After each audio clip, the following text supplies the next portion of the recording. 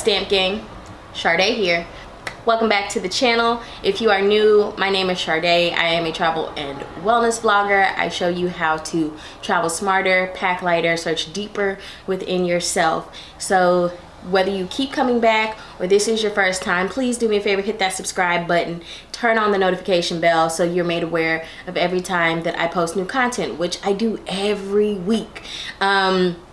We have finally gotten to the end of 2018, and in the spirit of Self Sunday, I want to talk about goals. But I want to do this a little bit differently than last year when I just shared my goals for 2018 with you. And if you have not seen that, I'm going to link it up here somewhere so that you can take a look at what my goals were. But I want to talk about making actionable, achievable goals for 2019. Now, I am a very organized kind of person. I like to think about things sort of methodically, and I have never been much for New Year's resolutions. Like, I have never uttered the phrase new year, new me, none of that. But I do make goals every year because I like to think through what I want to accomplish in a year.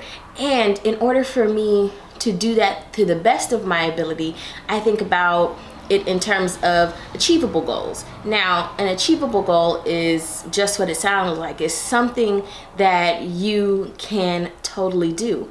And whether your goal is big or small, you make it with the intention to complete it. And sometimes things get in the way of that, especially if it's a really big goal. And I think there's nothing wrong with having a big goal, but one of the important ways to make a big goal a more achievable goal is to think about it in terms of breaking it into smaller goals. All right, so that's going to be my point number one, is you want to look at your large goal. And if it is a large goal, you want to break it down. Now, there are two ways in which I structure my goals. A big goal for me might be publishing a manuscript, okay? So when I think about something like publishing a manuscript, something smaller and more achievable might be to say, you know, I want to have this much of my manuscript done by June, and then this much by December or October, get a full manuscript done. Even smaller, I'm gonna write 15 to 20 minutes a day on my manuscript. So I'm devoting time, and that might be a goal. My goal might be to write 20 minutes a day on my manuscript, and then it might be finish 200 pages by June, which is totally doable if you're writing 20 minutes a day. And then after that, I might say in November, I want to have it copy edited, and then by December, sending it off for potential publication or choosing to self-publish, whatever the case may be. Taking a larger goal and making it smaller, it adds things to your goals for the year, but it makes it seem just like less overwhelming. The second thing about making achievable goals is thinking in terms of the various things that you are looking to achieve overall. For example, if health is one of your themes for the year, you want to do better for yourself by your health.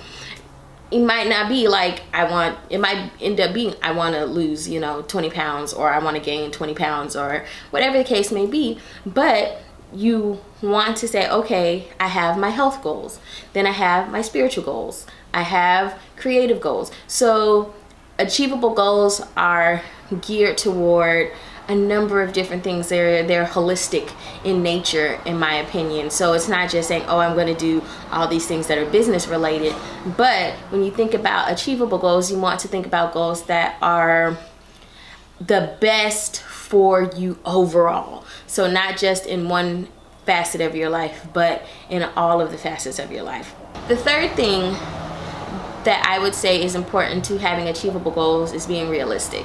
And by that, I mean, at the end of the year, I revisit my list of goals for 2018, I check off the things throughout the year that I have achieved. I might look over my goals for 2018 and find that over the course of the year, the things that I put on there in January are no longer relevant for who I am. Does that mean I failed because I did not accomplish them? No, that means I have evolved over the year, and that thing that was important to me at the top of the year, by the end of the year, or somewhere throughout the year, is no longer important. And because of that, that's not a loss. That's just life happens. We change, we grow, we evolve.